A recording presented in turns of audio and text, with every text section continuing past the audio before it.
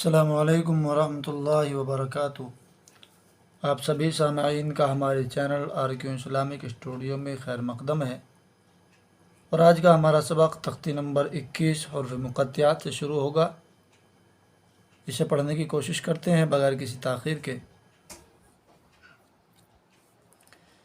अऊज़ु बिल्लाहि मिनश शैतानिर रजीम।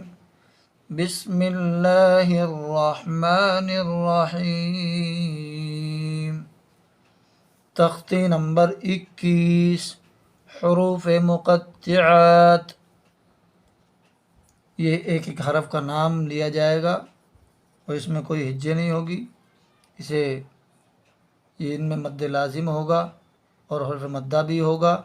हम उसको 3 अलिफ से 5 अलिफ के दरमियान खींच करके पढ़ेंगे। अलिफ लाम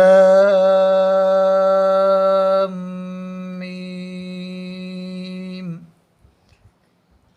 अलिफ लाम मीम साद। अलिफ लाम रा।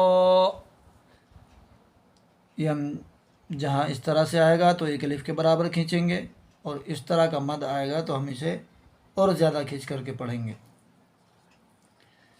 अलिफ लाम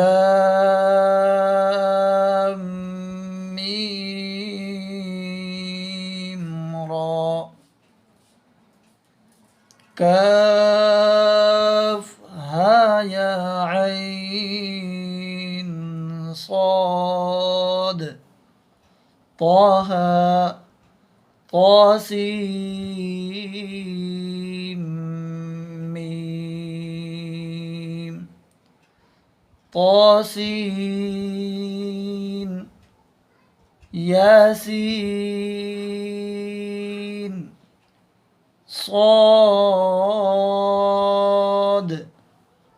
हामीम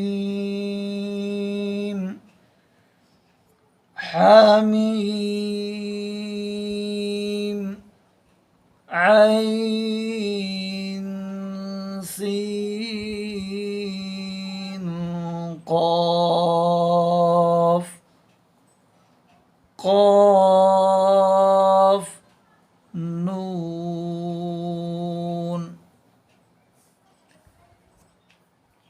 यह हुरूफ़ मुक़त्तिआत हैं। इनको ये कुरान करीम में इसी तरह आते हैं। सूरत शुरू होते ही सबसे पहले ये हुरूफ आते हैं।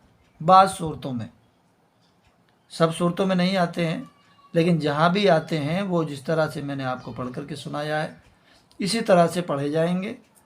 और ये अलिफ है, इसको जल्दी पढ़ेंगे और ये मद जहाँ भी आएगा वो खींच करके पढ़ा जाएगा। जहाँ ये खड़ा ज़बर आएगा वहाँ एक अलिफ के बराबर खींच करके पढ़ेंगे। जिस तरह से ये मैं आप हजरात के सामने ये पेन खड़े ज़बर पर रख रहा हूँ, आप समझ लें कि कौन कौन सा हरफ एक अलिफ के बराबर खींच करके पढ़ा जाएगा। जो खड़ा ज़बर है वो एक अलिफ के बराबर खींच करके पढ़ा जाएगा और जो मद है वो 5 अलिफ तक खींच करके पढ़े जाएंगे। आज का हमारा सबक यहीं पर मुकम्मल हुआ। कल से इंशाअल्लाह हम अगला सबक तख्ती नंबर 22 मीम साकिन के कायदे पढ़ना शुरू करेंगे।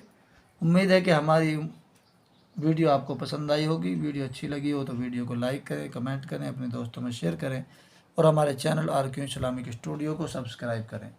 अस्सलामु अलैकुम वरहमतुल्लाहि वबरकातुहू।